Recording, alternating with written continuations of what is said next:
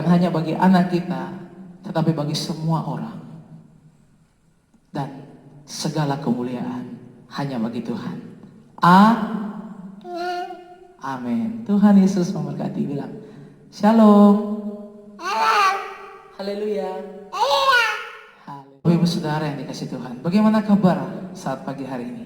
Saya percaya kabar kita luar biasa, sebab Tuhan Yesus kita luar biasa. Haleluya. Hari ini kita akan belajar di pusaran badai kehidupan.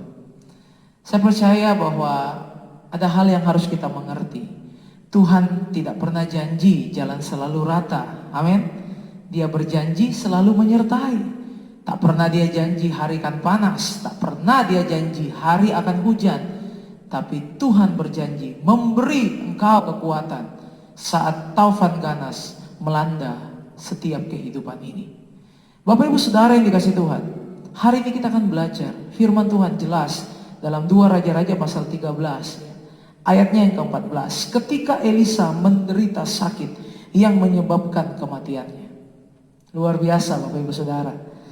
Satu hal yang kita bisa belajar dalam pasal 13 ini, bahwa Elisa sakit yang nantinya menyebabkan dia mati.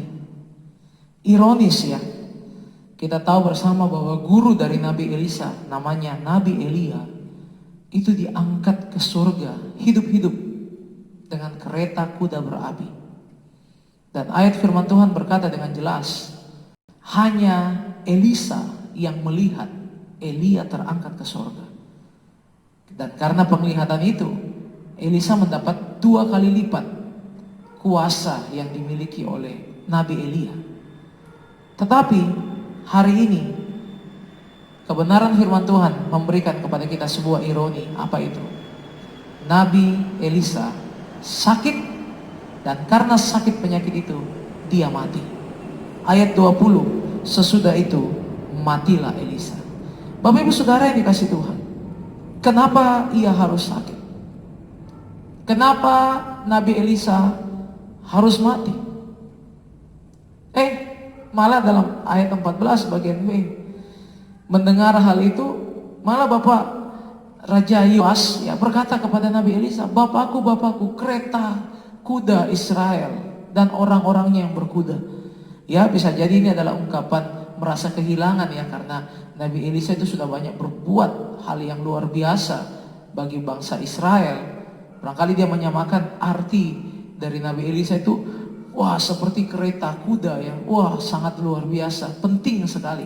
Tetapi bisa saja ini sebuah sindiran. Lah, gurumu diangkat ke surga naik kereta kuda.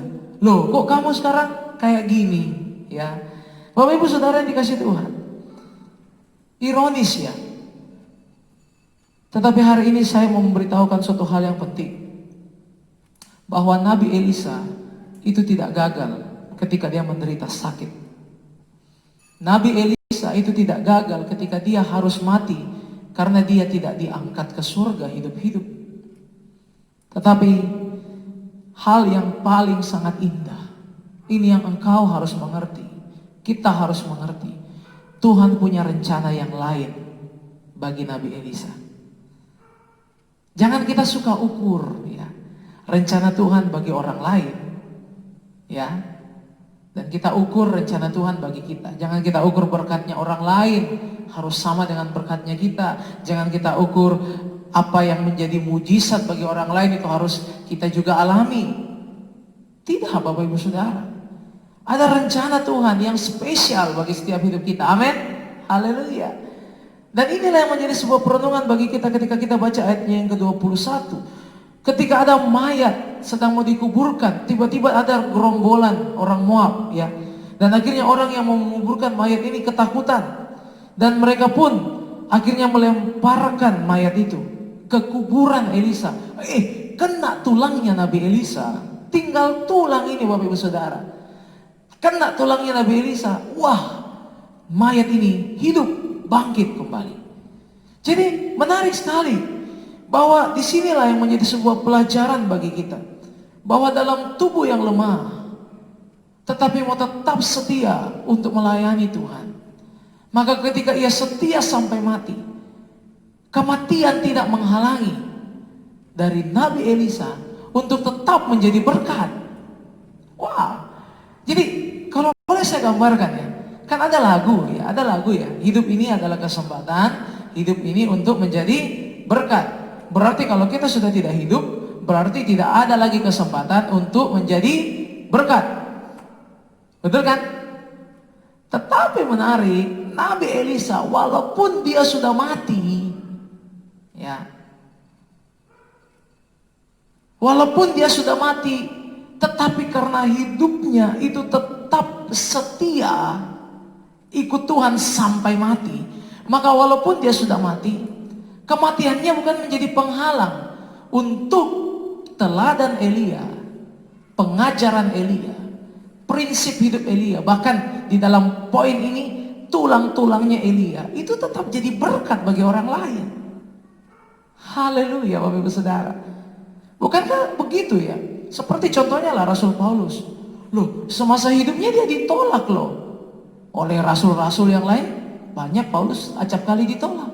Tetapi apa yang terjadi ketika Paulus sudah mati? Tulisan-tulisannya itu menjadi berkat, bahkan ya menempati begitu banyak dalam kitab Perjanjian Baru.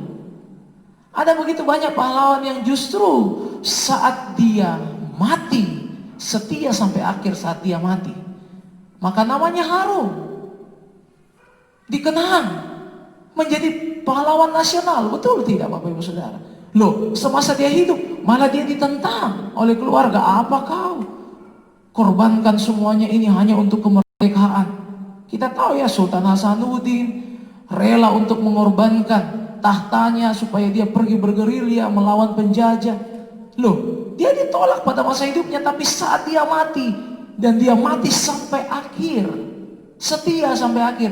Loh, justru kematian bukanlah penghalang bagi dia untuk tetap mengobarkan semangat kemerdekaan. Jadi mari Bapak Ibu, hidup ini ada yang lebih baik dari sekedar mujizat. Ada yang lebih baik dari sekedar naik ke surga, dalam arti Nabi Elia ya.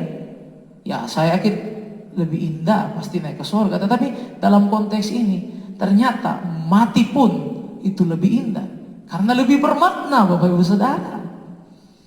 Ini yang menjadi sebuah berkat bagi kita. Oleh sebab itu mari, apapun yang sedang kita alami dalam setiap kehidupan ini, ada teladan yang kita bisa dapatkan dari kisah Nabi Elisa, yaitu apa? Setialah sampai mati.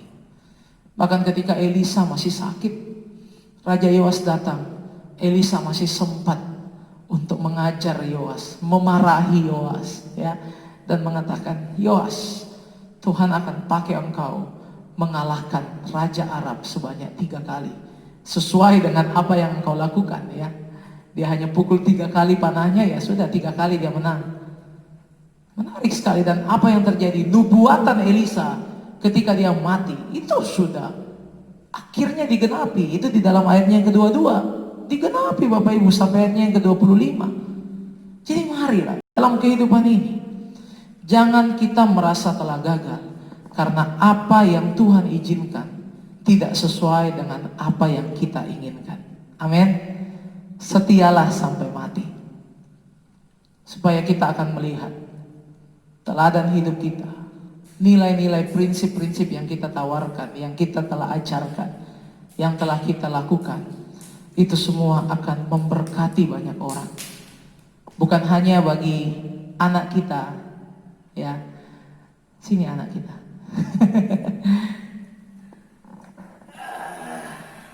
Namanya Ahok.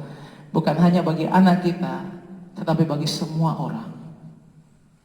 Dan segala kemuliaan hanya bagi Tuhan. Amin. Tuhan Yesus memberkati. Bilang Shalom. Haleluya. Haleluya.